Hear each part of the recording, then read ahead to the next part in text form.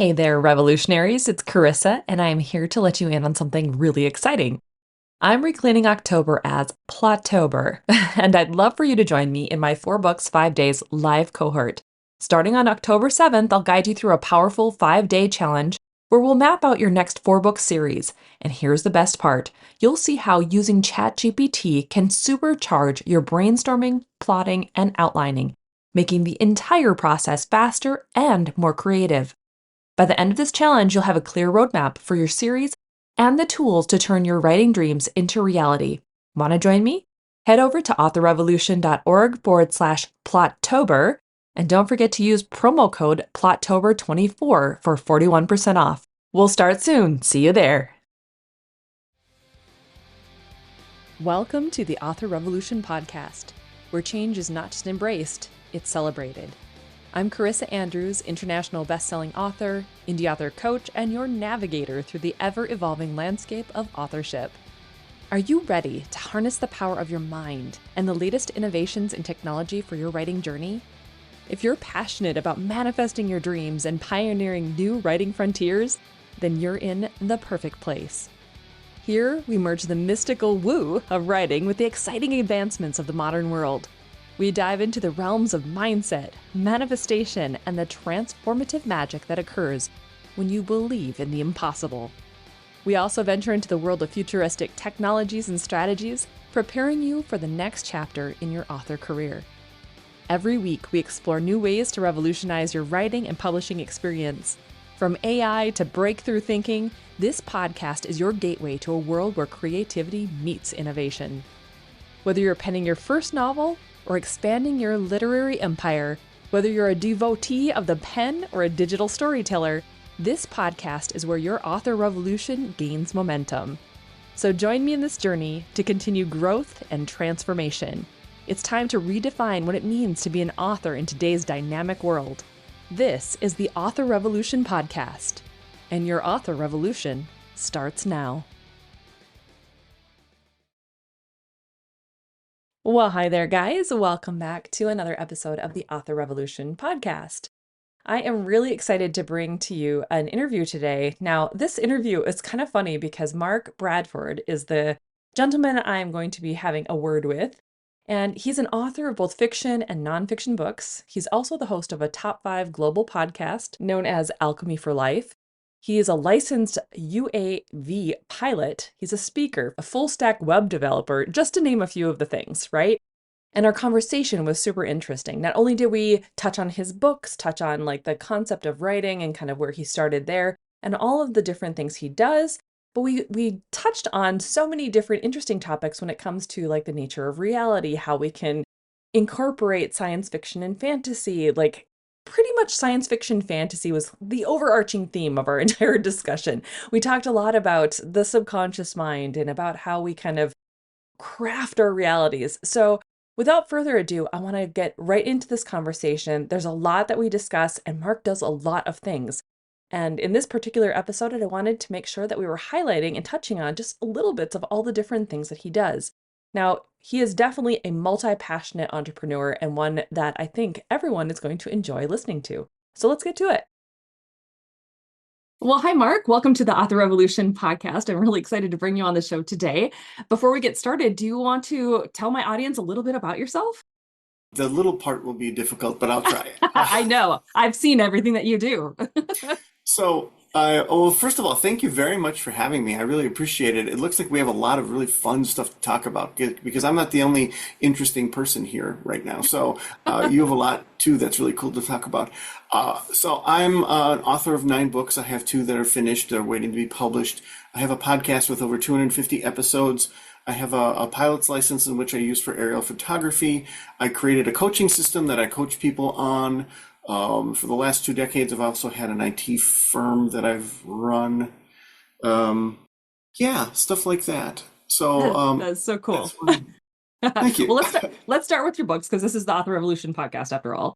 So you said you've got 9 books under your belt, spanning fiction and nonfiction. So my curiosity is, first of all, is like what inspired you to come to writing, and then what inspires you to switch back and forth between genres? Yeah, so wonderful questions. The inspiration for writing, There's a tremendous amount of stuff that happened when I got divorced. So when I got divorced, that's actually I know the exact moment that my coaching and my speaking suddenly sprung into life. And it was when I took my kids to a psychologist.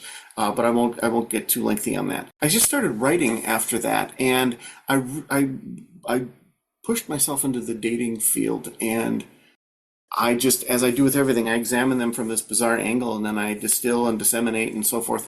I built a writing site from scratch, and I started writing books on how all people connect. And that started the whole status game series. And then I did two other books, and I finally did one that was about my coaching.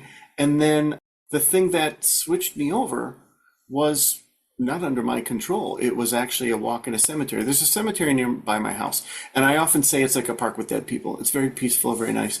And Oh, I had a very clear mind, almost blank, and you probably can relate that that's not something that would happen very often with someone who's constantly thinking about things. right. And At least not so, intentionally. right, exactly, yeah, yeah, unless it's like a blow to the head or something like that, right? Right. And so I took a walk in the cemetery, and then I heard voices. And Ooh. thank you for not hanging up. And No, so, no, trust me. I got some stories. Go, keep going. and so if you, you know, and you have good experience with dialogue, so you understand how that works, that you often would play things in your head. Well, I heard two characters talking, and I was like, this is really cool. Okay, I'm listening. Fine, I got an open mind. I keep walking, and I'm like, this is the end of a movie. Oh my God. And I was getting like the whole weight of it. And I'm like, this is awesome. And then I was sad because I'm like, well, I'm never going to see this movie. And then I thought, what if I wrote this movie? What if I wrote this? So then it switched into me writing a poem. And I started to write a poem, like a sing-songy kind of quatrainy sort of poem. And then I ran home, sat down, and in 5 minutes I wrote this poem. And I went, oh my God, that's an outline of a book. That's the book. I'm writing a book now. How great is that? That's And amazing. so, yeah, and so then I wrote The Sword and the Sunflower. But when I finished it, I realized I was only halfway done with the poem, and I had to write the sequel to it. Got it. Okay. Isn't So that there you interesting how go. that works? I love Yep. that. I love the concept. I mean, I didn't even have that on our list of things to talk about. I love the concept though of channeling. And so like for me in our teachings and the things that we do, like I teach manifestation, but we have a board certified clinical hypnotherapist on board. And so she and I do a Ooh, lot of different other projects, side projects where we dive into like Lynn McTaggart intention experiments and oh wow. do a lot of stuff with the connection, like the power of eight. And so we've been having some crazy, fun channeling experiences going on. So trust me, I'm good. I can follow you, no problem. Oh, goodness. That's really cool. I think the experience of that too, it reminds me so much of how so many authors do get their first initial like jab of like wanting to write a story though, because sometimes they've been telling themselves for a long time they want to write a story, they want to write a story, and they don't actually give themselves permission to. And then all of a sudden there's a story idea or something that comes to them that is more powerful than their blocks or more powerful than the resistance to do it, and they just can't not do it anymore. And then they're off and running. Yeah, So yeah, it's really you said something fascinating. very key there. I have to interject. You said they don't give themselves a license. That is one of the biggest things that authors do not do is they don't give themselves a license to write because they're like, well, I should be making money. I should be doing this. This is frivolous. It's not going to work. I'm not going to be able to finish this whole thing.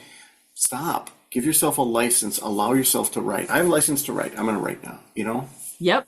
Play around with it. See what happens. You just don't know what's going to happen and why you're being led to it. Like there's so many times where I've even in the middle of a story. So like I mean, not even in the broader perspective of like why am I going for a walk and then you bump into someone that you needed to speak to, you know what I mean? But like in a story, there are many times where I'm in there in the middle of writing something and I'm like, I have no idea why this scene is coming to me and why I need to write it. And then 3 books later, you'll realize, oh, that's something that's going to tie to book Mm-hmm. 4. And that was like the Mm-hmm. perfect pivotal moment and you just didn't even you yourself as the author didn't even realize it. You know what I mean?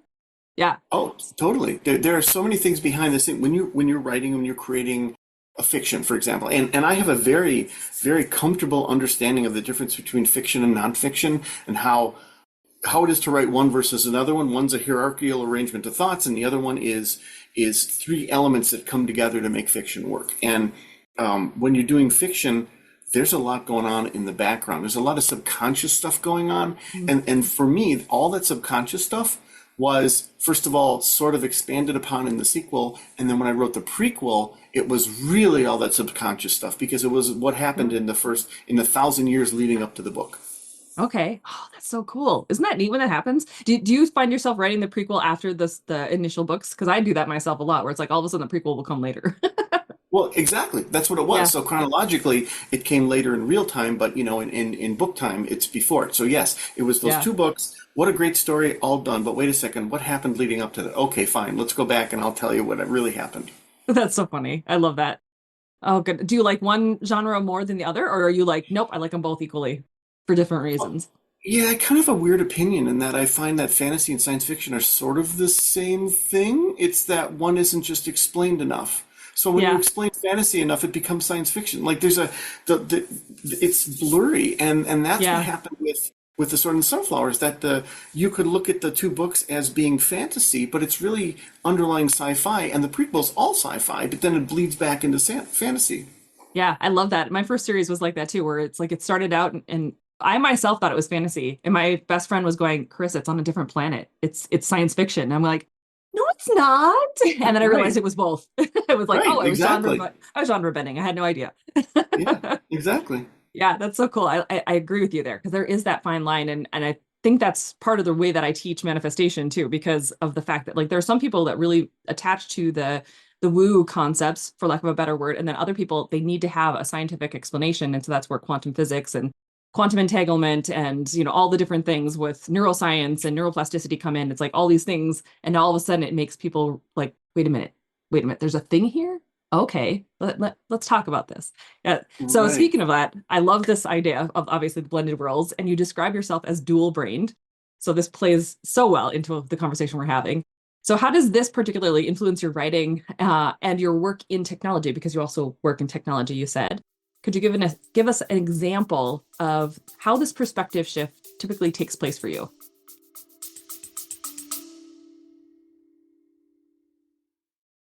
Hey there, revolutionary. Before we dive into today's episode, I have something super exciting to share with you. If you've been struggling to find your breakthrough moment and you're ready to take your author career to the next level, I want to invite you to check out the High Vibe Author Membership. It's my new membership packed with transformative courses, powerful meditations and hypnoses, and a supportive community that's here to help you manifest the abundant author life you've always dreamed of. Head over to authorrevolution.org/high vibe to learn more and start your journey to success today.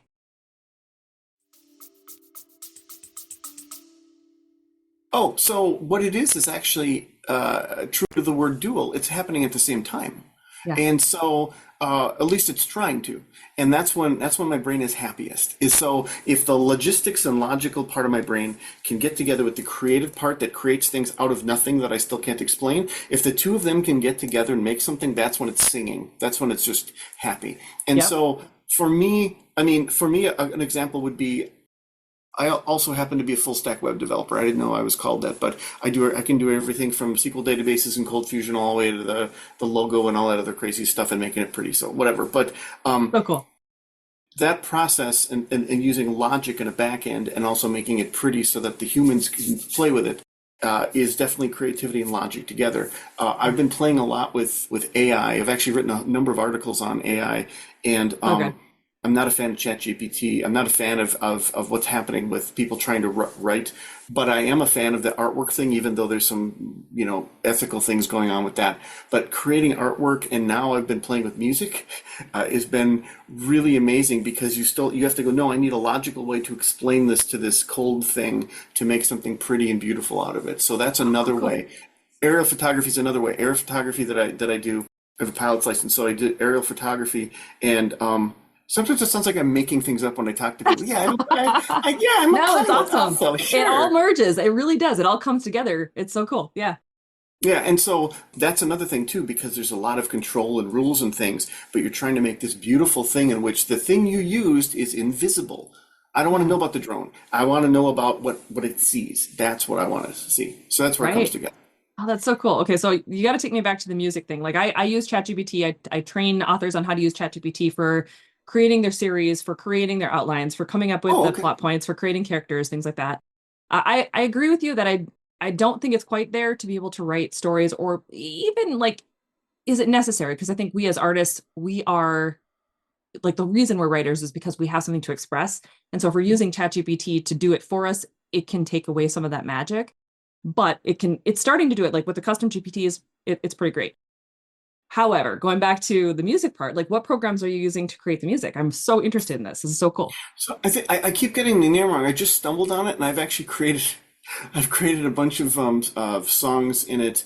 I think it's like Suno or something like that. I think that's the one that I stumbled on, and Okay. I don't want to say a back door, but I found a weird link to it in which I was able to play with it well without even like signing on for now. But I think I may end up paying for it to do some commercial stuff. But I did a promo for my book with it that I thought turned out it was actually a power ballad hairband kind of So cool. promo for it. That was just crazy. Yeah. That's awesome. I love Yeah. that.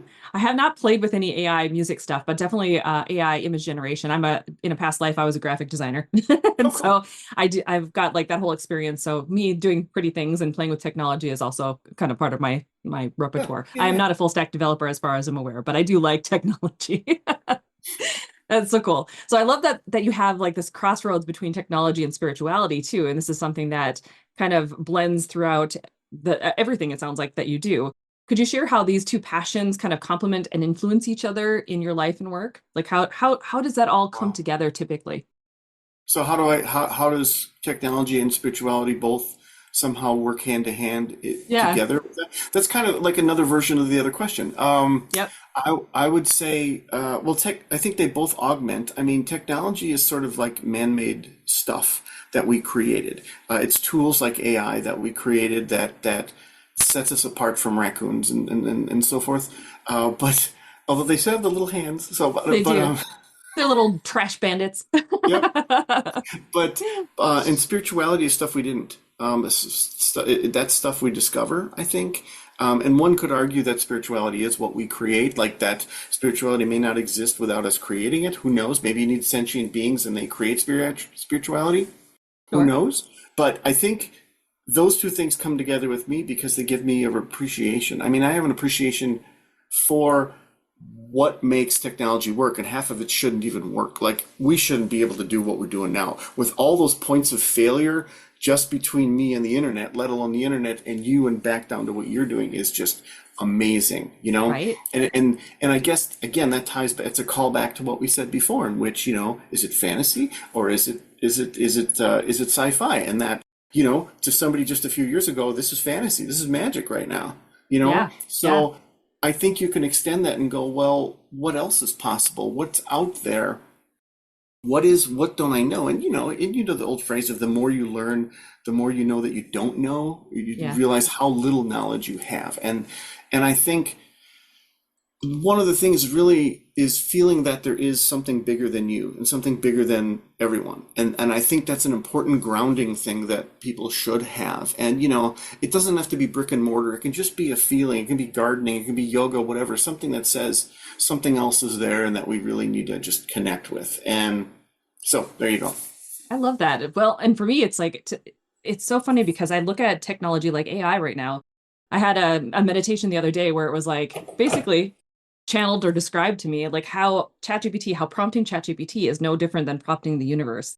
So like when I was asking the question, I'm like, why if we're always in the present now, like if now is the only thing that exists, why do we have our ideas of the past and our concepts of the future? What's the point of that? And basically I was given like, okay, think about ChatGPT without the context window of understanding what you're prompting it. And you just said, hey, chat, prompt me a social media post, for instance.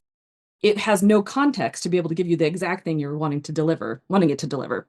So you, as an individual in this present moment, have to have a context window, your past, to know what it is you desire for the future, have the capability of envisioning that future so that you can take the inspired action steps and do it now. And so it's like it's so similar to ChatGPT. And I'm just like, technology and manifestation, technology and reality, it's all kind of merging and blending in my head. It's just kind of an interesting concept to be able to play around with. And I think, Oh, I don't know, isn't it absolutely. wild? It's so Hmm. cool. I think it's just a neat way to keep looking at things, like to always, like you said, we think we know something, probably like when we're a teenager, we think we know it all. And then all of a sudden we realize we don't know it all. The more we learn, the less we know. And as you start to do that, it's like you start to layer on different aspects of knowledge. It's so fascinating. And I love that. And I love being able to take elements from different things. So like taking seemingly uncorrelated objects. So science fiction, fantasy making a merge, or technology and spirituality making a merge, or, whatever it is. It's so cool. Yeah, absolutely. I 100% agree with that. Okay, so let's move on to your coaching system because this sounds cool too. So, Alchemy for Life, it seems like it encapsulates a lot of your life philosophy and the things that we've been talking about. So, could you explain some of the core principles that you teach in the system and how people find this like balance within the Alchemy for Life? Absolutely, absolutely. So I like to think I figured out what life is made of. It's not a box of chocolate. It's not sugar, spice, and everything nice. It's actually, let me see. I have this. So there's a little bottle. It's 3D printed. I have a Cool. better one behind me. And so I imagine that life is made of three things: time, energy, and resources. Everything we do uses those things in one way or another. And in some cases, we gain energy from something that someone else would lose energy from. Something that energizes you, like I like public speaking because I'm crazy, and so that jazzes me all up. But other people are terrified. Literally, Pew Research says that a good portion of people would fear death less than they fear public speaking. So Wow. clearly different things mean different things for different people. So you have time, energy, and resources. You wake up, you have your flask every morning, you spill a little bit out into your relationships, your work, your passions, your hobbies, exercise, whatever. And then sometimes you're like, oh, it's 7 o'clock. Wait, there's nothing in there. And you're out. And so this happens to people. So we take the time, energy, and resources and we map it out into 5 facets of life. So I Okay. tried to narrow what life looked like in its 5 facets to me. And I call that the balance sheet. And once we look at that, we go, oh, that's why I'm tired. Oh, that's why I can't lose weight. Oh, that's why I feel empty inside. There's nothing in my spirituality column. There's everything in my productivity column. I don't even have anything in my learning column. What am I doing here? So Sure. I've had people that I coach, they look at it and their eyes just go wide and they're like, oh, like it's like Quantum they saw the shift. truth. Yeah. Yeah. And that's why I say life is a game. I'm showing you the board because we never see the board in life. We just Yeah. don't. And now here's the board. That's so cool. So, do your nonfiction books talk about then these principles so that people can get a grasp on what they mean and how to implement them? Or is this only in the Alchemy for Life coaching? Yeah, it's completely separate than the other Okay. nonsense that I do. So yeah, it's a completely. I did write a book called Alchemy for Life: Formulas for Success, which does explain the coaching and does show some examples. That's also pulled from my podcast. Oh, good. So good. What is your podcast called for people who are curious to go find you, by the way? It's Alchemy for Life, so That's it's what, all cross. Yeah, Alchemy for yeah. Life. I'm up to over 250. I just added a page on my website that lists every one of my episodes, so you can actually So go good. there and hit Control F or Command F, and then search for a keyword if you want to know something specific. So That's awesome. What made you decide to start the podcast? that all happened. Okay, so I guess I'll go back to that titular moment, as they say. So I took my kids to a psychologist because I was going through a divorce and I wanted to make sure they were okay, and I didn't want to be Obi-Wan Kenobi creating Darth Vader. And so I don't know what I'm Sure. doing, right? Yeah. So Yep. so she said they're surprisingly well adjusted. You're doing everything you can for them, and I said great. And then she said, "But Mark, what are you doing for you?" And I was like, Oh, what? And I wasn't doing anything for me. I didn't matter at the time. And she said, sure. Mark, you need to take care of you or there won't be anything left of you for them. And that's when Sure. I went, oh my. And that's when I figured out what life was made of, the 5 facets. And then when I started writing all this stuff down, I was like, oh, this is kind of cool. So I decided to start a podcast and I started to figure stuff out in 10-minute bites because I respected people's time and I wanted it to only be 10 minutes at a time because so many people just ramble and you're like, oh, just like the self-help books and you read the whole thing, you're like, oh, that was a post-it note. That was like one item, Right. right? Do you listen to videos on two times the speed too? Yeah, Yeah. exactly. And you're like, what? Or you look at the transcript and you're like, did you say anything useful? Yeah, I wanted to give people tangible bites of stuff. Every single episode has, okay, thanks, I'll try that. Okay, thanks, I'll try that. So good. That's really cool. Yeah, I love that. yeah, I think you're yeah, right. thank you. Like there's a lot of that I agree with. There's so much waffling. Yeah, And I've been noticing like I have a lot of questions for you, but I'm like, holy cow, we talk fast and we get it. Like we're there. I'm like, sweet. yeah, But holy cow. yeah. Okay. I went back to my default speed with you. I typically don't deal with people who are at the same speed I'm at. So I was just like, okay, I can talk Really? just as fast as her and I don't have to worry about things. Yeah, Oh yeah, I talk fast all the time. People are just like, I used to feel bad about that. I don't feel bad anymore. I'm like, if you can't keep up, then I'm not for you. It's just the way it is. yeah, yeah, exactly. Yeah. Okay, so with your unique experiences in both tech and spirituality, do you see a potential for tech to aid spiritual growth then in people? I am assuming the answer is going to be yes, but are there specific tools or technologies that you think can help deepen the spiritual and practical like practices, experiences, whatever, you know what I'm saying? I didn't fall asleep. I'm actually thinking very hard about this. I was going to say he's in standby mode. Hang Is- on. I'm frozen. Yeah, no. My son does that, where it's just like he just stops and he's like, but he's thinking. You can tell he's thinking, but it's like standby mode Yeah. on. That's why we tease him all the time about that. If you've gotten me to shut up, that means that I'm very impressed by you because that means I'm actually thinking about what you said. Uh, um, I guess technology, I would say off the top of my head, it's the metrics. Like if technology can, like technology isn't going to make you appreciate a tree more. I mean, a picture of a tree is not the same as a tree, right? Like the smells and scents of it. Even a holodeck, maybe when we get to that part, maybe it'll be okay. Like, oh, I feel better because I spent, I spent an afternoon in the holodeck at a beautiful college when I'm on a ship or whatever, right? In the How do we know Delta we're not Quadrant. already on the holodeck? Come on, A Mark, we lot could of people be say that. holographic universe. Mr. Musk. A lot of people say that. That's true. I wasn't talking about Musk actually, but okay.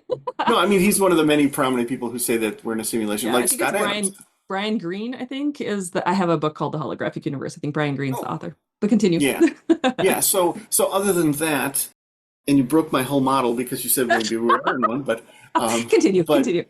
yeah, but other than that, I think what technology really can do is measure. Like if we can be put, like if technology can say, okay, my brain waves, my delta waves are at this point. Ah, that's when I really feel meditative. And like maybe you could wear something on your wrist that monitors that, and you have feel a little gentle tapping, and you're like, oh, I'm there, and that'll help you to kind of get into that meditative mood faster. Things like that, I think, could be really helpful. Even glasses or something that would allow you to see the world in a different way. Like let's take all the color out. Let's do this. Let's only focus on greens. Let's make your depth of view a little bit different when you look at things. Oh wow, Infrared now I spectrum. Yeah, yeah. yeah, Something. or yeah, or like yeah, exactly. Like if yeah, so that yeah, exactly. See life how like the bees see it or whatever. Yeah, Yeah. exactly. That's so cool. I love the concept that you were talking about, like the tapping like of your Apple Watch or something. I personally use like a binaural app to be able to get into like theta brainwave state to be able to Mhm. meditate and do things. So Exactly. I do use technology in that way, where it literally is brain entrapment, trying to get my brainwaves to close themselves down, like to slow, because otherwise Yes. like as you can tell, we go fast, right? Yeah, yeah, yeah, yeah. Yeah. So If, that the gamma function needs to come down a little bit.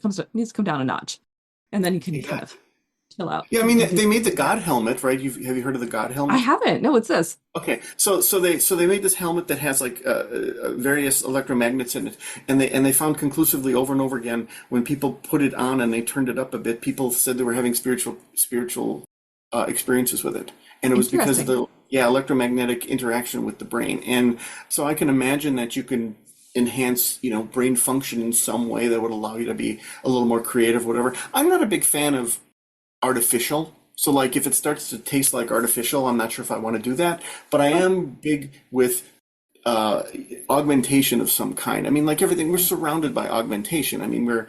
you're not living out in the dirt. You have walls and air conditioning, all that stuff. So, technology is Well, good. air So, conditioning is a bit questionable in this house, but that's all right. okay. Yeah, we live in what used to be an old cabin, and so we're still in the process of remodeling for the past 10 Oh, years. That's what we've been doing, Mark. wow. A Wow, lot of that's remodeling. crazy. Yeah, so we don't have central air yet, but we do have like a couple window. Like when it gets really bad in the summer, we have window boxes. Well, Ugh, good, good. ugh. But yeah, I like the augmentation aspect of it too. Or like if you're tapping into a natural element of yourself. So like, having your Apple Watch to be able to track, your heart rate and figuring out where your zones are, or figuring out, if you are in a loud decibel range, all the different things that it tracks, or having a way to be able to entrap your brain so that it can function properly in whatever it is you're trying to do. You're obviously, what your brain function needs to be to do this thing. Right. But it's very interesting. The idea of it being artificial, where do you think the line is there? Like where does that feel for you?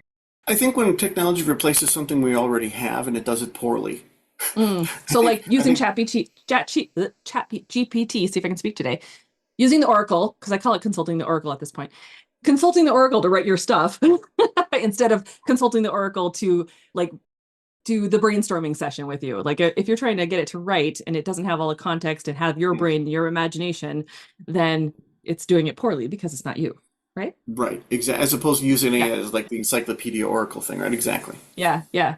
That's interesting. I do.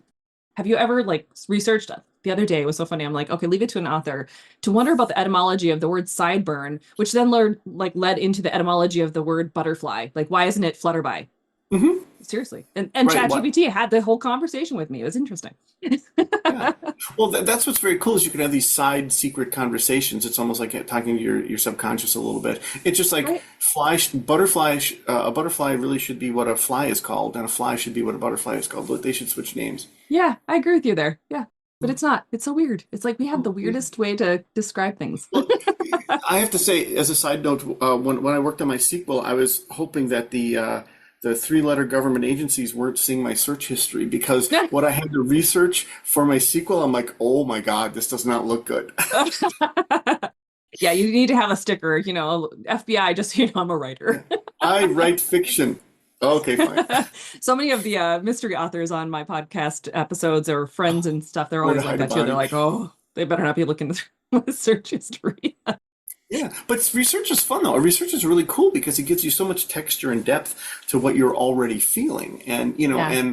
I think that's a big a trap for some authors is like, well, they'll never believe this or this isn't realistic. It's like, how much is really realistic out there? How much of some of the greatest movies out there, like Back to the Future or something like that? How many plot holes are there in there that you say, well, whatever, it's about the story and so forth. So And the characters and everything. Yeah, yeah, I agree with you there. It's so interesting the way that happens.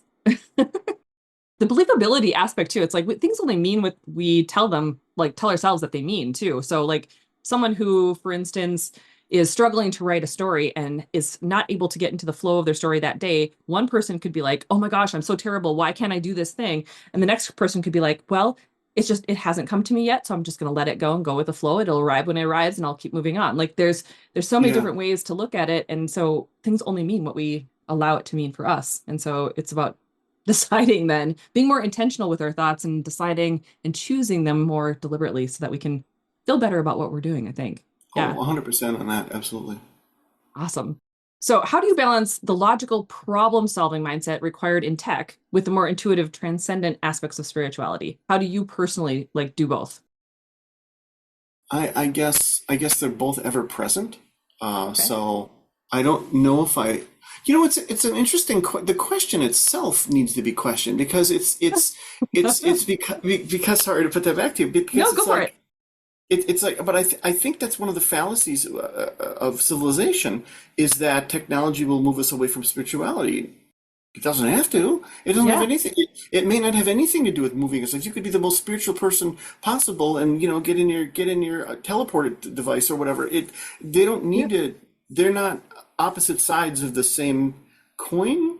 They're like we said. There might be the same thing. Kind of like if you look at technology as science fiction and you look at spirituality as fantasy, they're the same thing. There's one we don't understand as much as the other, and one we're able to control more possibly than we are with the other one. So I guess, oh, I just have a giant answer. That's my giant answer. I don't have anything Sure. specific for you Do on you that one. have do you have specific spiritual practices though that you incorporate each day then that is going to be different than your tech side? So I'm assuming that like your passion for, what you do with your tech company, with the development stuff that you do with your writing, because a lot of that stuff's technical or strategic, but do you have spiritual side practices then? Like your walk obviously through the graveyard would, in my aspect, could be considered one, right? Yeah, So I do you agree. have things that you do daily that would be more on the spiritual side?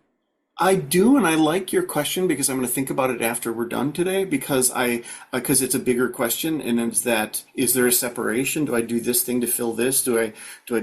And so I guess first of all, yes, I like to do yoga in the morning. I have a good friend who's a yoga teacher, so most Saturdays, let's be realistic, not all, I do go to a yoga class, and I love she does the full there's Kundalini and all the other stuff. She does the breathing, the meditation, and the movement. And I got So cool. spoiled by her because I didn't realize that that's not all yoga. Some yoga is only movement, but I feel like Yeah. it should be all of that.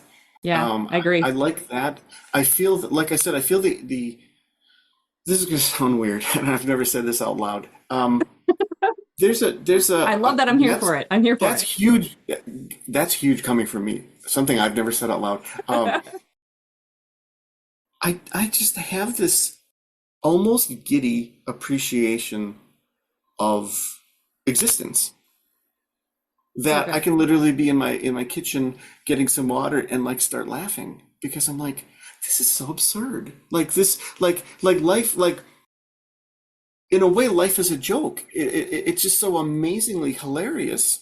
The stuff we don't know, the stuff that by me talking to you, I'm so cut off with everything else happening around the world right now. Like even with my friends, family, everything else, clients, I'm focused on you. Yeah. And for me to think that I somehow know what's happening, that I know whatever, or the fact that just chemistry and physics and gravity and quantum physics, all that the machinery of life, like Carl Sagan said, all that stuff that has to happen for us to even breathe. Like for me to even see you, like to develop eyes that can make these monitors and things work to see through the air. Right. Just the fact that I've been breathing, I'm not aware of it. Now I am. Oh my God. But you know, like Breathe, breathe. kind of. So Yeah. anyway, no, just that slams down on me sometimes, and I just start laughing. Like, okay, I get it. That's hilarious. So Isn't that great? it's ever present, and I think. Okay, so I'll say this is politically incorrect. I get a big chuckle out of the people who are totally stringent. The universe was created, and then the people who are like, no, there's a big bang, and I'm like, how is there a difference between bang and poof? That's literally the No, right. same. It's just a different word. Like it's literally the same thing. Something poofed into existence, and you're saying it happened this way. But neither one of you has. You have so little knowledge on this. Just we're in this little ball, this ball covered in gases, and we kind of sort of peer out there. We're at the edge of a pie plate. We can't even see behind our own galaxy because of where we're positioned. We're like, well, we think there's some stuff over there. We're just going to fill it. Oh, come on. Right. Yeah. And so when that all rushes into your brain at once, you're like, oh, brain freeze. So sorry. Right. Okay, Yeah. way too long of an answer. I apologize, but No, that's that's sort of great. where it is for me. I love that though. No, I agree. And it makes me think about, I don't know if you've ever studied Abraham Hicks or what happens from Esther Hicks when she channels Abraham. Have you heard of No, this? No. I have Okay, not. so Abraham Hicks is a channeled like she calls them beings because she doesn't know. Like there's multiple. It's just like an energy that she channels. So her name is Esther Hicks. But they've talked for like 40 some odd years about law of attraction as the focal point for humanity to kind of start understanding what is they're trying to create and why they're here. And so they talk a lot about that giddy part of it, where it's like when you are on point with your purpose, when you're aligned with your purpose and basically in essence channeling who you truly are and not kinking things off and keeping the flow of creative energy, of source energy, of whatever to come to you, the better it gets, the better it gets, the better it gets, the more giddy you get, the more expectant you get, the more excited you get, the easy it's because like when think about it when you're a kid, like you laughed probably all the time and things were And just danced. funny for no reason whatsoever. And then you become a little older and things get more dire and more serious, more serious. And then like the combination of like what how many times kids laugh a day to like adults is like it's so divergent and it's insane. But it's because we kinked ourselves off from that like flow of universal energy. And when we get back into it, I think that makes total sense. You're in your vibe, you're in your flow. And Yeah. so the alignment's there and it's just like, of course it's gonna be funny. Of course it's gonna be like, this is crazy. This is just how weird is it that we're here right now? Like Yeah. Yeah. the evolution that had to happen and everything that had to become a thing and that evolution, whole new concept. But you know what I'm saying, like a whole new can of worms. Right. Right. Yeah, and you're talking about what I call I kind of think of it as the river. Like there's a flowing river, and that sometimes you're like, no, you're paddling, but you forget that you're still going to go that way, and then you're bumping against the sides and things like that, and it's just like all of a sudden you kind of let go, and you're guiding it, but the river's pulling you at the same time, kind of thing. I'm going to Yeah. sound like the ancient one from No, Doctor that sounds Strange, but exactly like Abraham. They talked about that too, where so many people are pointed upstream and the river's pushing you one way, but you're trying to paddle the other way. And that's why everything yeah, feels so hard.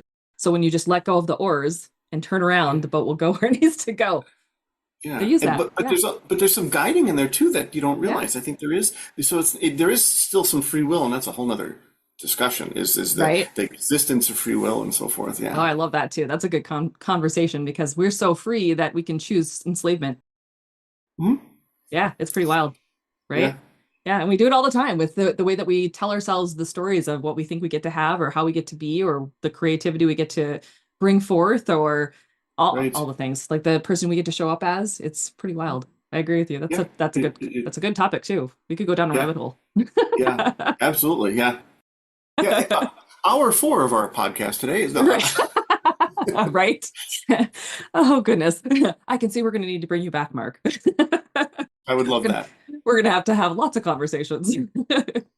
Okay, so let's talk about this one because there's so many things, like I said, that you do and so many interesting facets that I had to pull like little bits out of all the different things for at least this introduction to who you are. So you often say that everyone has a dashboard and gauges that guide their decisions. So could you elaborate on this metaphor and perhaps share how we can use the tool to enhance our daily lives? Absolutely. So my very first book was The Status Game. And so basically I saw when I started dating that all relationships were based on one thing. Your relationship with your daughter, your kids, your husband, your peers, your clients, your boss, all based on one thing. And so I wrote about that in The Status Game. And so what it comes down to is this. I imagine that we have a dashboard in front of us. It's sort of an invisible dashboard that you wish you could see, and then it's filled with gauges, like on a car, okay? On a car, the biggest gauge is the most important. It's the speed. That's the thing that's going to kill you. And then it goes to the smaller gauges and so on and so forth. On our dashboard, we have a big gauge of the thing that's most important to us in the people we're trying to find, okay? So the person you're attracted to. So this is basically your love dashboard. You have two others. You have a total of three. So the love dashboard, you look and you have this gauge that says, oh, I really like that. If there's a 7 on this, well, I'm done, right? And some people are sort of one gauge dashboard people. They're like single-minded, like you have your friend Nancy who only goes for rich guys. You have another one that only goes for this kind of guy or whatever. You know, doesn't care, just the one that has the height. And then she's like, well, why do I keep getting connected to a-holes? Oh, because you don't look at the personality. They're all 7 feet tall. Yeah. Because you focus on that. And your gauges change as you get to know people. That's why people grow apart, because their gauges shrink and grow. The guy who had the soul of a poet with long hair who played the guitar naked on the couch is now the guy, now that you have kids, isn't earning any money. I guess we've grown apart, you know, so Sure. it's those, so the gauges change. So once you start to figure out what your gauges are, you start to go, that's why I'm attracted to these kind of people all the time. I'm looking for X. And sometimes that looks like that gauge, but it's not. I keep getting fooled by that, or I'm overly focused on that. We also have another dashboard for our friends. We have a third one, which is for us. So when we look in the mirror, we go, I like that person. Because we look at the gauges and we go, yeah, that's where I am. And I've had to make a couple of hard decisions in the past for myself. And again, the divorce and stuff, very difficult for me. And I looked at my gauge, and my parent gauge was really important. And that's what caused me to do what I did. So I was happy when I looked in the mirror and went, yep, I followed through with that. So it's interesting when you start to learn these various gauges on your dashboards. And that's the way I envision that. That's super interesting. It's interesting to me too that you said 7 out of 10 or whatever, because my husband and I, we have both taken the Clifton strengths, the 34 strengths test, if you've ever looked at that. And literally Okay. in the top 10, we share 7 of the 10 top 10. Wow.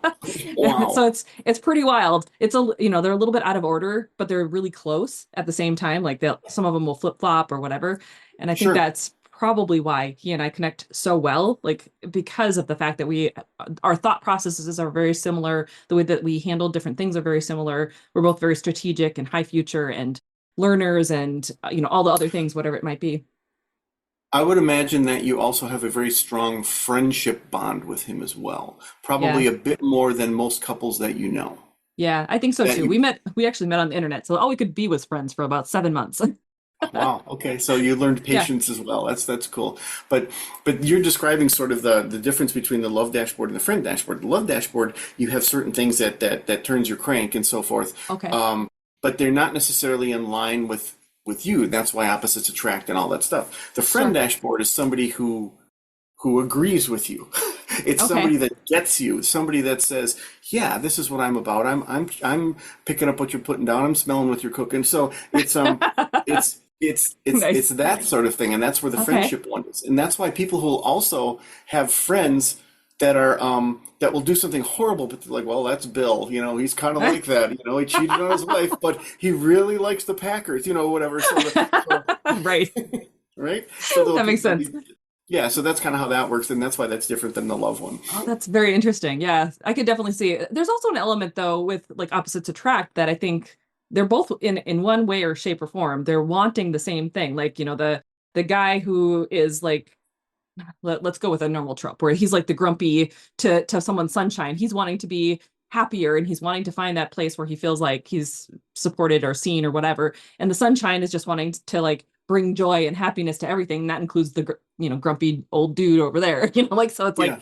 of course it comes together because they both technically want the same thing even though they're opposites.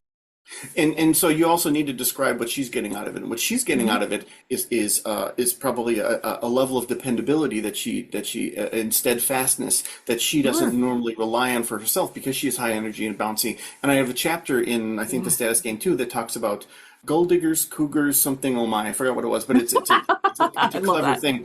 Yeah, because they will immediately smear a dude because he goes after younger women because he wants high energy, he wants indicators of health, which a lot of younger things, nice hair, da Yeah. da da, da skin, that's indicators of health that are built into us. But then they'll also say, oh, you're a gold digger if a woman is interested in a man who's a high earner or whatever, but she wants dependability and things like that. And if those two people can make that work, that's fine. They're both getting something Yeah. selfishly out of that. And it's interesting how we'll say, well, like you're with him because he's a good dad. Yeah, okay. So what if he wasn't a good dad? Well, I wouldn't be with him. You're with him because he has high morals. What if he wasn't? I wouldn't be with him. Blah blah blah. But if you say I'm with him because he's a high earner, well, if he wasn't, well, then I wouldn't. I know it sounds shallow, but it's the Yeah. same kind of concept where that gauge says it has to be up to this size. And Sure. it is what I say. I'm not like that, but I say it is what it is, and don't beat yourself up if you have a like. Just kind of look into that like and make sure that there's not a gauge behind it. Because Right. maybe you want a high earner not because you like material possessions, but because you like security and you grow up with very little security. And in your Yeah. brain, just like a lot of women go for tall guys because there's this dad thing that happens, and they also, they hug the guy and they're really hugging his stomach because they're the height difference. They feel safe and secure with a guy who's tall, even though they may not because the guy is a irresponsible jerk. But his literal physical appearance causes them to say security. Right. Isn't it interesting? I think the concept of like how our brains connect to these concepts, and if we can become aware of it, like that is how we shift those patterns. That's how we can go, okay, I Yeah. understand now why I like this thing, but is it serving me? And then you can ask yourself, well, could I believe something that's going to be better? Could I change this to be just a little tweak that makes my life easier or makes it like pushes me in the right direction versus like attracting the tall guy that's an ass. You know what I mean? Yeah. Yeah, exactly. Yeah, Oh, interesting. exactly. Yeah, and It's that's the awareness is huge. That's like the three principles basically with me. It's like, discover something and then create an awareness for the people that listen to my podcast or talk to me or work with me is that just giving them that awareness, like I said with the sheet, is huge because right. you can't unbecome aware of something. Yeah, yeah. It doesn't work like that. I mean, you could go into denial, I guess, but it's still going to come back and bite you in the butt. Right, it's It'll still be there, and back. it being in your subconscious isn't any better. It is gonna bite you Yeah, on that. Yeah. yeah. It'll come back. Okay, so when it comes to like you said, full stack developer and being a prolific author, how do you balance those two aspects? Like how do you pull in time for writing and still being so technical with all the things that you do? Or does one So, influence the other? um, I don't think they talk. They're not in speaking terms. Okay. What I found with realizing that life is made of three things: time, energy, and resources, is that, and I did a podcast on this. It's more often about the energy and less often about the time. Mm, A lot of people will come to me and say, "How do you have time for all this?" And I'll say, "No, no, no, no. How do I have energy for all this?" Because in fact, I did coaching for someone who I did some other work for that they came back to me and they kept seeing my signature change. This book is out, this book is out. And they're like, I've been trying to write a book. I need you to be my book coach. So I ended up coaching her, and it was the same kind of thing. She'd come home, she'd have 3 or 4 hours, but she'd watch The Bachelor, or she'd just go and watch trash TV because she was Mm. drained by her job. So we had to Yeah. work on her energy during the day so that she had energy to work on her book. And that's the way that worked. That's super interesting too. What do you think of Parkinson's law? Because we teach that often about like how having that understand, like, do you know what Parkinson's law is? Okay, Sorry. so Parkinson's law is basically that time will expand or contract, or work will expand or contract to fit the time allotted for it. So when we decide, so this is, it kind of goes back to the way that I teach manifestation too. When we decide or Oh, observe a particle, right? It becomes a particle, it collapses time.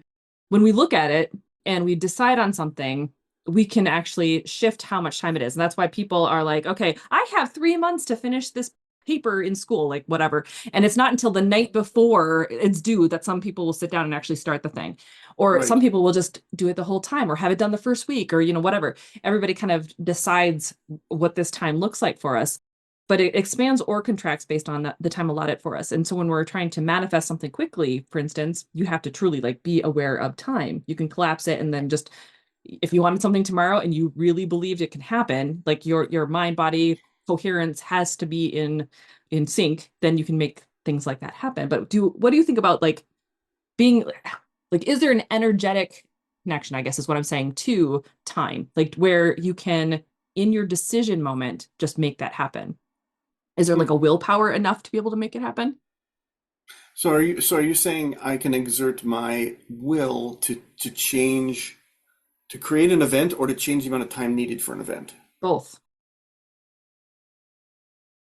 Because think Yes. about any time that you've had a deadline or anything that you've got going on. Yeah, If you decide you're going to make it happen and it's going to be done by that day, or it's going to be done sooner than that day, whatever day you decide it's going to be done by, right. it usually is going to be done by that day.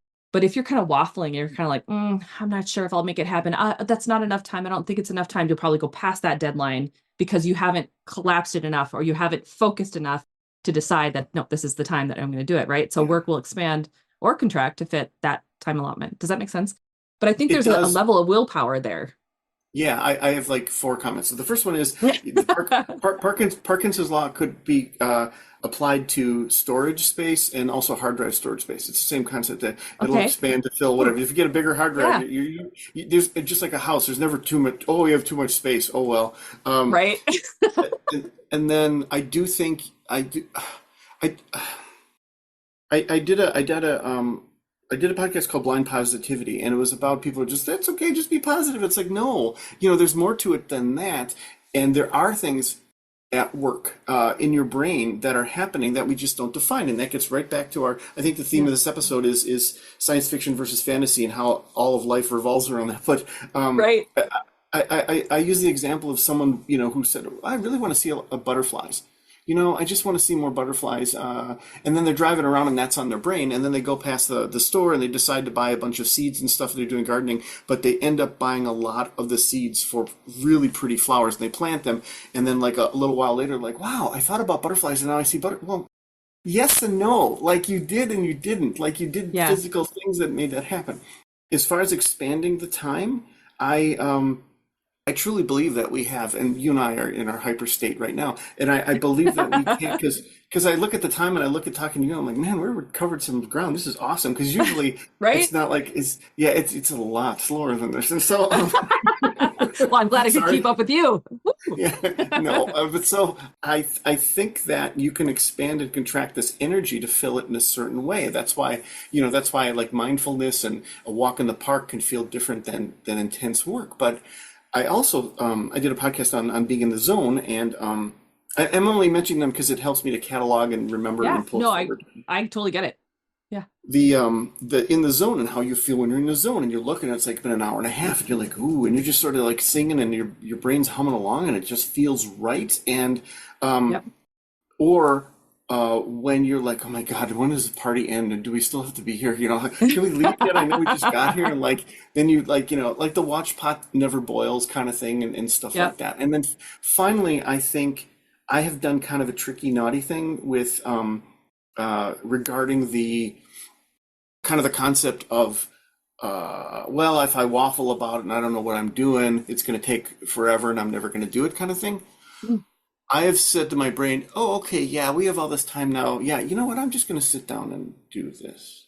Like I did that with writing a few times where I'm like, yeah, I don't really have a deadline with this. That's fine, but I'm just gonna sit here. Like I'll like out loud, I'll like lie to myself, even though I know what I'm doing is I'm trying to trap myself into writing for 2 hours, and I'm not. I'm trying not to let my subconscious know that. No, just a couple. Yeah, I'll probably go. Yeah, just a couple minutes, and and then I'll sit there and I'll sit My there and I'll husband write calls for. that the 10-minute rule. When there's things that he doesn't want to do, but he knows he Yeah. has to do it, he's like, I will give myself 10 minutes. 10 minutes. And if after 10 minutes I don't want to do it, then I'm gonna switch to something else. And very rarely after 10 minutes do you actually want to switch.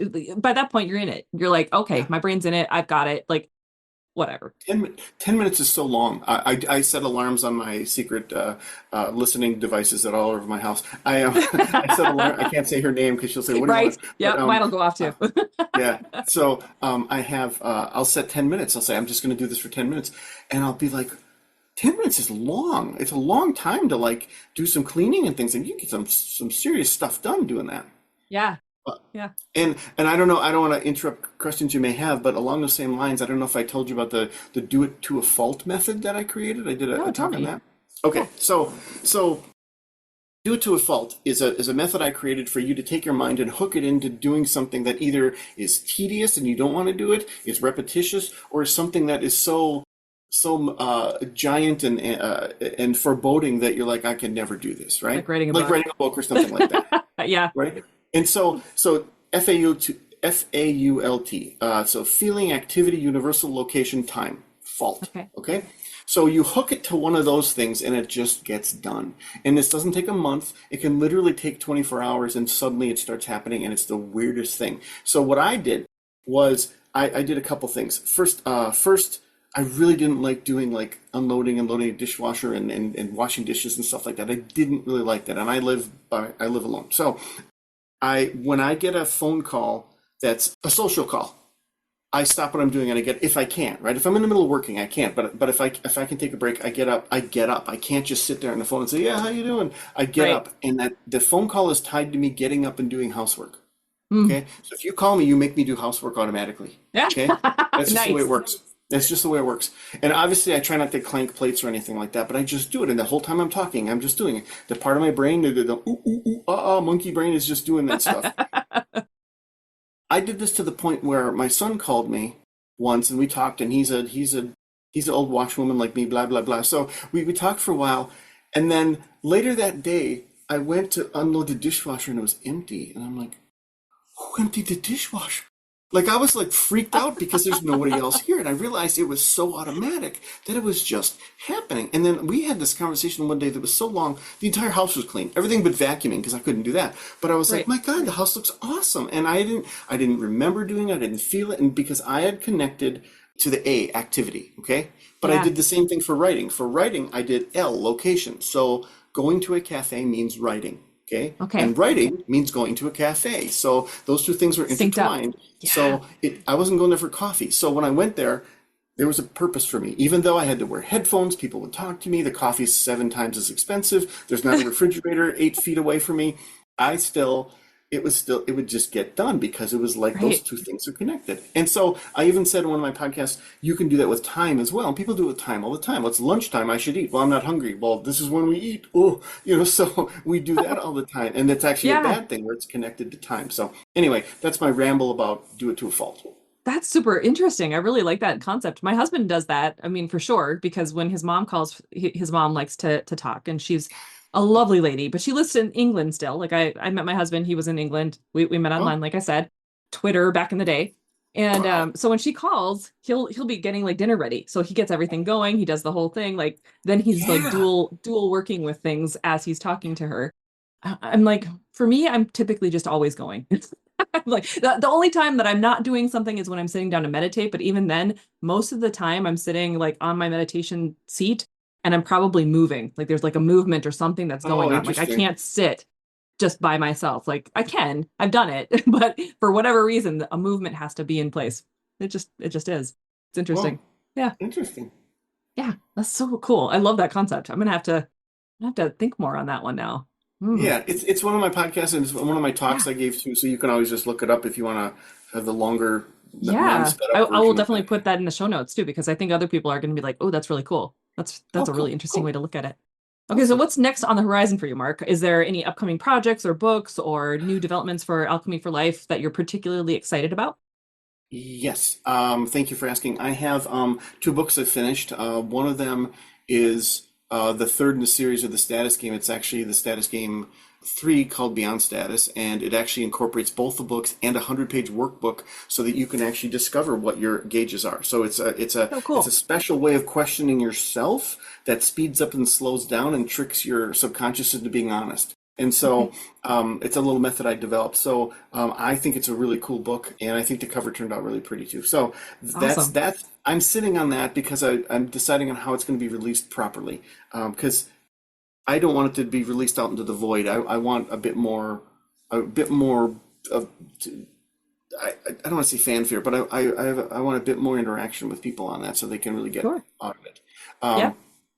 Um, the other one is I asked myself a question one Saturday morning. I'm sitting on the floor, and I said, if I could have anything I want, why don't I? Like, what's stopping me? Like, if Mm, I say I want to do a thing, what's really stopping me? What is stopping any of us from doing that? And I was like, well, this has got to be fairly easy to answer. So I sat down and I started writing a Google Doc, and I was on the 10th page of it. I'm like, this is a book. holy cow. So I sat down and I started writing, and then I did the hierarchical arrangement of thoughts, and I'm like, "Oh my Yeah. God, I figured it out!" And this has more citations than any other book in my experimental psychologies. This has 46 citations so far, citing everything from Freud's work to the New England Journal of Medicine to just a whole bunch of stuff Holy about my cow. concepts. And what I do is I take Freud's pain pleasure principle. I'm not sure if you're familiar Mhm. with it. So Yep. he developed, yeah. So it's you either go towards pleasure or away from pain. Period. That's it. Everything is that Yep. binary. And I figured out the level above that. So there's something between that and us doing something. And Okay. then I also did research on the highest performers, people who are Olympic athletes and stuff. That almost without a fault, every single one of them, no pun intended, every single one of them, it's repetition. It's if you Hmm. just repeat it, you get better at it. Yeah. But they don't talk about why they repeated it. Like Michael Phelps, for example. Sure. Michael Phelps is why people don't realize that is that he suffered from, I think it was ADHD, and so he would spend a lot of time in the pool because he just felt better in there. Well, it was that caused him to go into the pool. I mean, granted, Oh, sure. his physiology is like fish-like. I get that, but He's a merman. It's fine. yes, yeah, but it caused him to be in there. So there's a thing behind stuff that, and I Yeah. call it monsters and unicorns. So there's something that prevents you from doing something repeatedly, or Mhm. there's something that causes you to do it all the time. Like you always do that. Sure. Oh, because of this, something in your childhood, what have you. Gotcha. That's super interesting. Oh, I'm looking forward to that. So when are these two things coming out? All I can say is this year. Okay, so Mark, where can my audience go to find out more about you, what you do, all the things? Because, like we said, you do a lot. Oh, thank you. So just markbradford.org is really the one place. If there's one place to go, markbradford.org. It has all my books, my connection to alchemy, all the other stuff too. I love that. Well, Mark, thank you so much for being here. We're gonna have to bring you back. I appreciate you I talking would with me. I would love that. Yay! Well, that's awesome. Thank you for And being thank here. you so much. Thank you so much for having me. It was my pleasure. It really was fun. Well, there you have it, guys. Isn't Mark amazing? I had such a blast talking with him about all the things. There was so much that he does that trying to narrow down just one specific topic as we brought him in, it was so hard. I'm like, you know what? We're just going to talk about all the things and see what happens. And so you're welcome. This is the talk that you got because of that decision. Isn't it great? He was so much fun to chat with, and I think this was the perfect time to air his podcast episode because, we talked about the nature of AI, of, the science fiction with the fantasy and all the things. And right now we're right in the middle of Plottober. And literally, as of today, as of the airing of this podcast episode, I am on day 3 of the 4 books, 5 days, next live cohort. So it's been really fun to see like how people are incorporating and using ChatGPT this year with their series, with the way that they're planning their books and all of the things. It's been so much fun. And this particular live launch has been just amazing. Like people have been in and out of the conversations. We've been having such a blast coming up with new ways to be able to use ChatGPT. And I'll tell you, it's evolved a lot since last year, but at the same time, the basic principles are the same.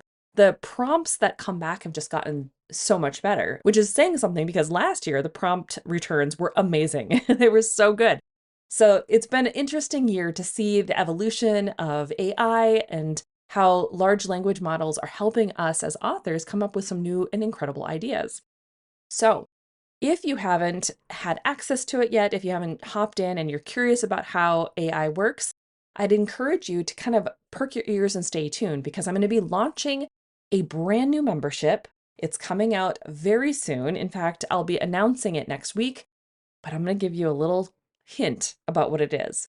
This particular membership is all going to be about the strategy side that I've been teaching for Author Revolution. So over the past, I don't know, 6 years, somewhere in there, I've been teaching authors from a gamut of things on the fantasy side and the science fiction side, whatever you want to call it.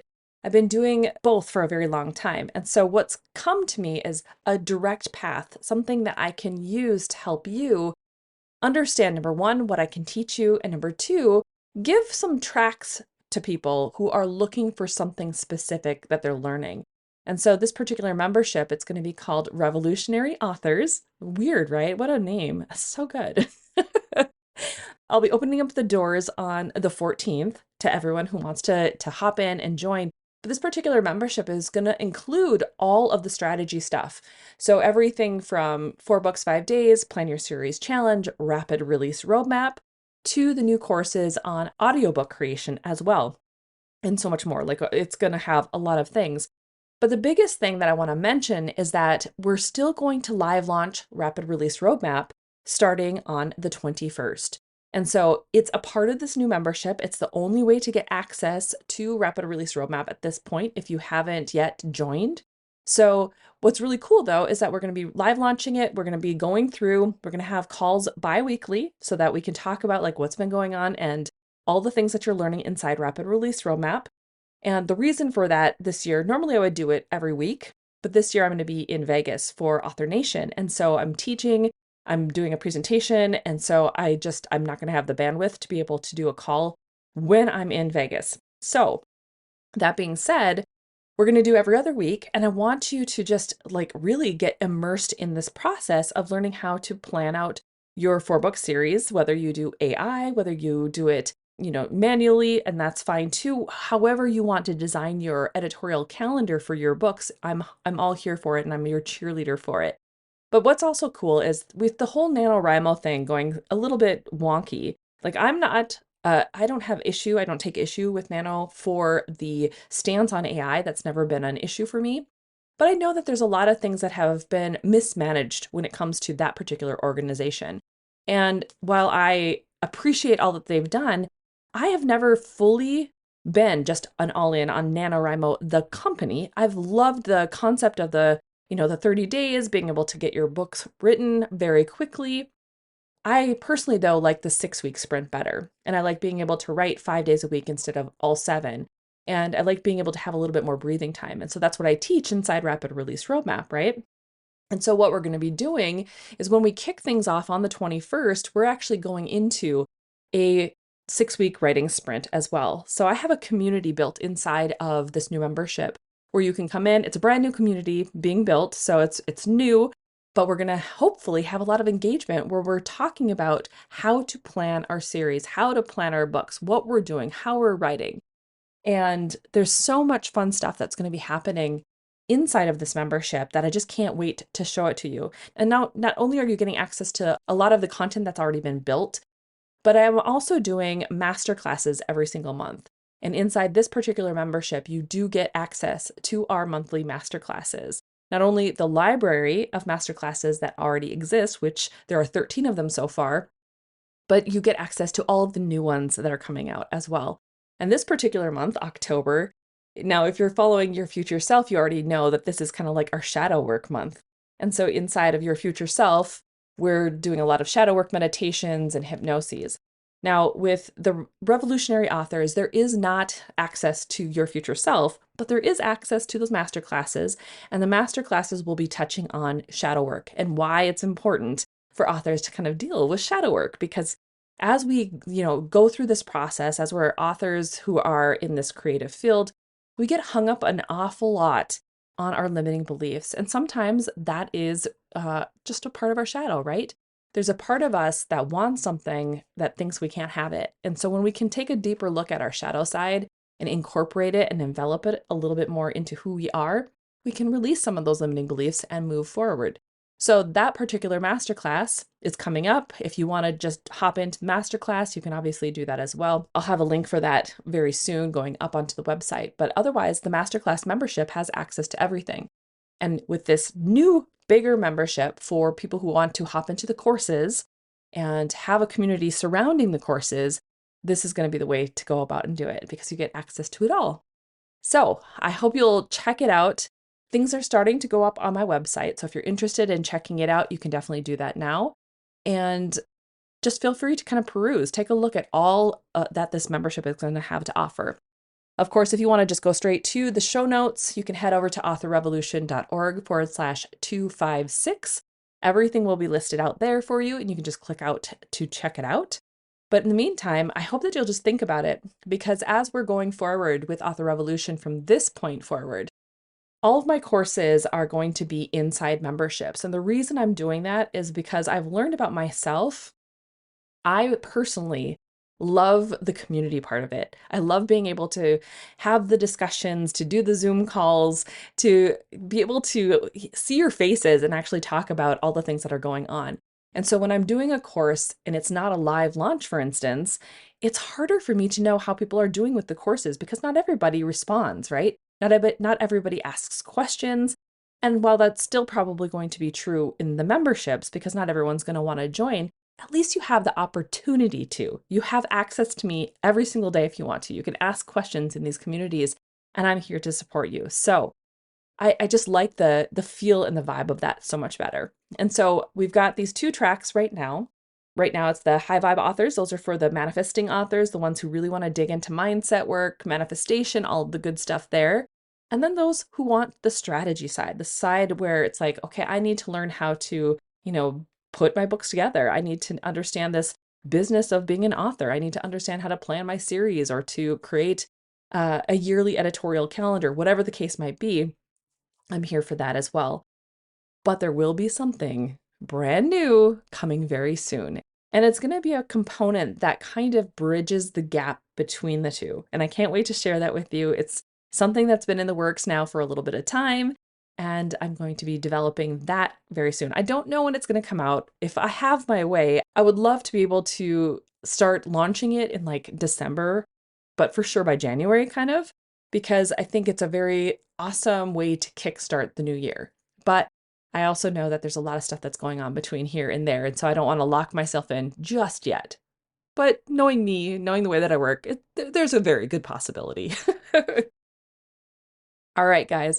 I hope you've enjoyed today's podcast interview. I hope you've enjoyed all the discussions that Mark and I had. He's a great guy. Definitely go over to the show notes and check everything out. Make sure you check out his podcast as well.